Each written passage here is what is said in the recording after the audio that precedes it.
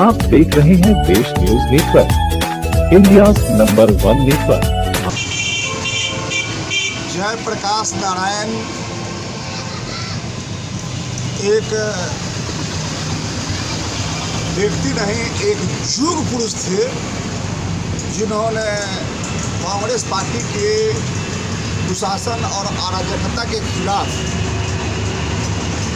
नेतृत्व किया। चूँकि इंदिरा गांधी ने लोकतंत्र की हत्या करके और सभी सांसदों और विधायकों का कार्यकाल 1 वर्ष के लिए बढ़ा दिया और साथ ही साथ उसके मौलिक अधिकार छीन लिए गए थे और इमरजेंसी लागू कर दी गई। इसलिए जयप्रकाश नारायण ने कांग्रेस के हुकूमत के खिलाफ पूरे देश में एक आंदोलन खड़ा किया और गैर कांग्रेस सरकार मोरारजी भाई देसाई के नेतृत्व में बनाया। ये बात सत्य है कि उसमें जनसंघ के लोग भी थे, जनता पार्टी बनी थी, सभी का मतलब सहयोग था और हम लोग का तो आदर्श हुए। चूँकि हम तो 74 में जन्म लिए हैं, इमरजेंसी को देखा नहीं है, लेकिन हम लोग तो सामाजिक न्याय के ऊपर हैं। जब मंडल आयोग की सिफारिश 13 अगस्त 1990 को तत्कालीन प्रधानमंत्री और जननायक विश्वनाथ प्रताप सिंह जी ने लागू किया, उसके बाद से हम लोग उग्र हुए और उस आंदोलन के साथी बने।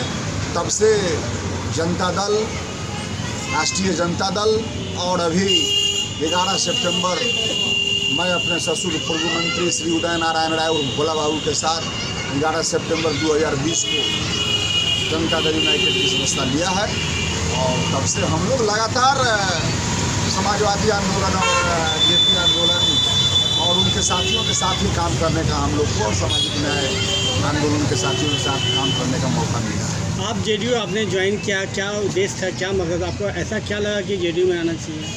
जनता दल यूनाइटेड के नेता नीतीश कुमार जी जो है वो सच में चौधरी चरण सिंह, स्वर्गीय कर्पूरी ठाकुर, डॉक्टर राम मनोहर लोहिया और जयप्रकाश नारायण आदि समाजवादी नेताओं के खून से ओतप्रोत हैं और उनके रास्तों पर चल रहे हैं। आप तो नीतीश कुमार को विकास मान रहे हैं, लेकिन भाजपा आरोप लगाती रही है कि हमेशा दर बदलते हैं सत्ता पर खुद होने के लिए। देखिए, डॉक्टर लोहिया ने कहा था 1962 कि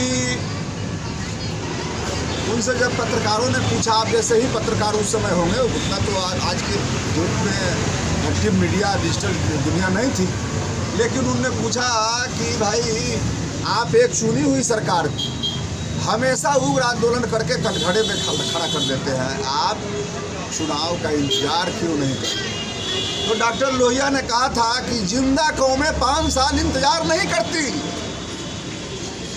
तो नीतीश कुमार बिहार की जनता के हित के लिए दल बदलते हैं या गठबंधन बदलते हैं, इसमें लोहिया के गुण परिलक्षित दिखाई देते हैं मुझे।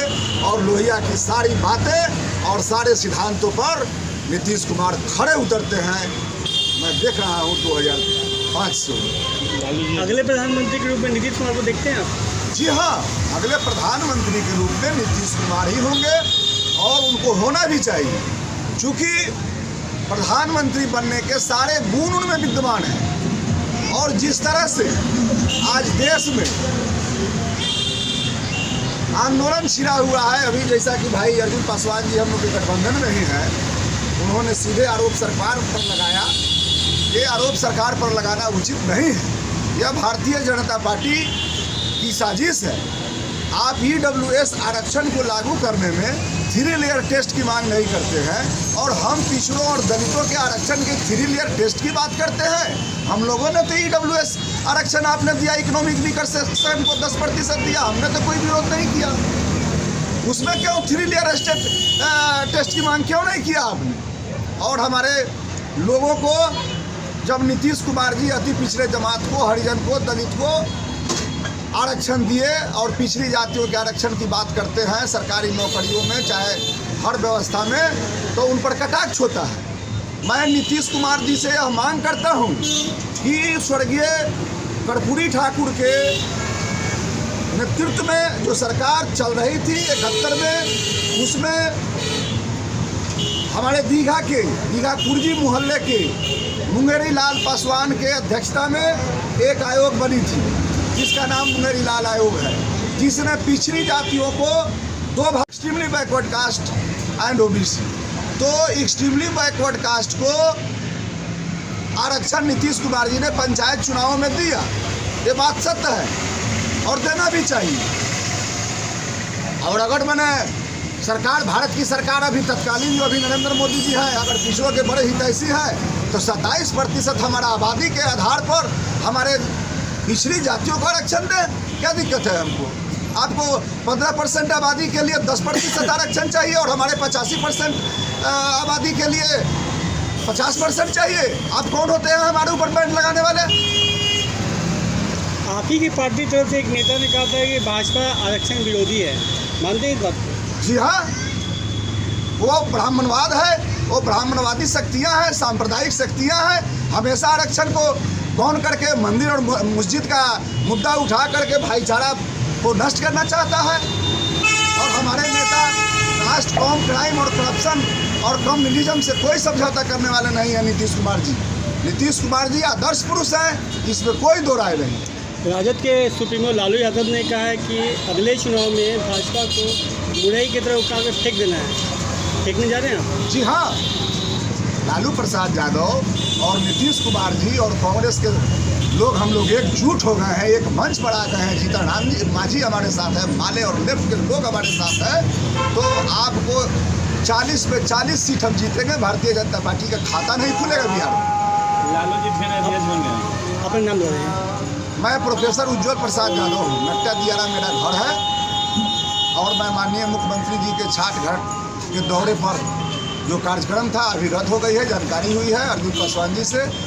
हम यहीं से लौट रहे हैं, लेकिन माननीय मुख्यमंत्री जी की अगवानी के लिए हम आए थे ताकि हम मुख्यमंत्री जी को सारी बातों से अवगत कराएं और हम मुंगेरी लाल पासवान जैसे महापुरुष के धरती पर उनका स्वागत करते हुए मुंगेरी लाल आयोग के रिपोर्ट को मंडल आयोग रिपोर्ट के आधार पर भारत की सरकारी नौकरियों में भी पूरे देश में, बिहार नहीं पूरे देश में लागू करने का मांग हम नीतीश कुमार से करेंगे। और अगले बार वो प्रधानमंत्री 24 में बने और हम लोगों को इतनी शक्ति दे, भगवान उनको इतनी शक्ति दे कि अति पिछड़ों का कोटा केंद्रीय सेवाओं में भी तय हो। जैसे बिहार में अति पिछड़ा का सब हो जाएगा रिजर्वेशन तय है, उसी तरह से पूरे भारत देश में